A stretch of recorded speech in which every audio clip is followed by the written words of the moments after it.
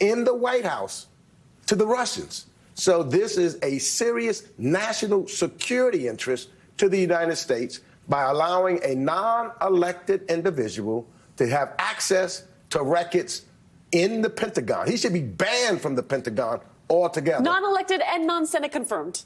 And non-Senate confirmed. That part. Yeah, to that point, let's hear what the Secretary of Defense had to say about this visit, because I have thoughts.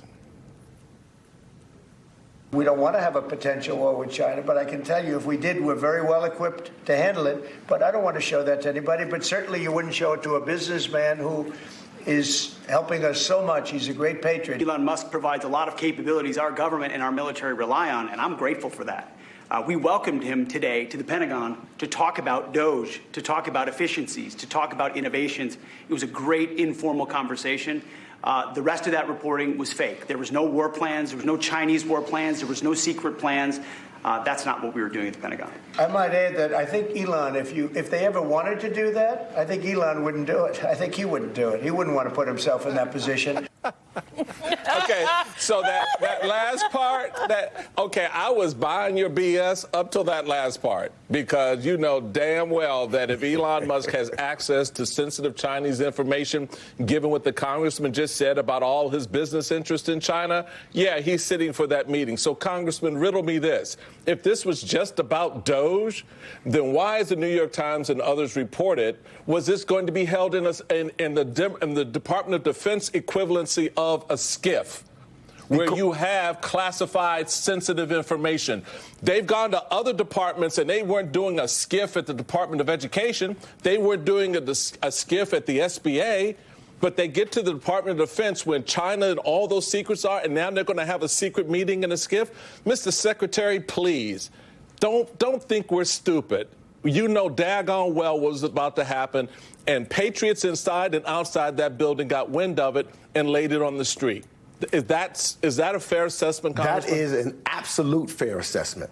And we know that when he gets caught in lies, they go back, because initially this same guy who just was a weekend TV host, Fox, who is now the Secretary of the Defense. You know, first he would not say anything to the press, no transparency, quiet about it.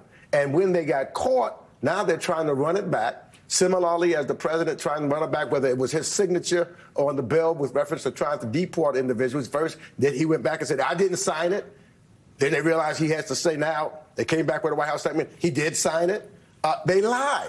And that is something that is emblematic, and that continues to happen from this guy who is now the president of the United States. And it's very worrisome, because it is a national security risk that is presented to all Americans. When you look at some of these other agencies that we work in, I know the American people, you know, we got to get into it, but what really USAID does, and what the U.S. Agency for Global Media, how significant and important that is, and what the U.S. Institute for Peace does, you know, and you see how they went in for the U.S. Institute for Peace in a Gestapo-like way, just walking into these. So there is a lot going on that's taking place now, and to me, history hasn't seen anything like this, quite like this, since the 1930s. And that's something that's very concerning to me. And you're seeing a pushback. You have the Trump administration being sued over the shuttering of Voice of America. This is from the court filing. What is happening to the VOA journalists is not just the chilling of First Amendment speech. It is a government shutdown of journalism, a prior restraint that kills content before it can be created. To your point, people may not know what some of these institutions do, but we have benefited from the democracy building that they have fostered abroad. And when you shut them down, what you're doing then is open the opportunities for Russia and China.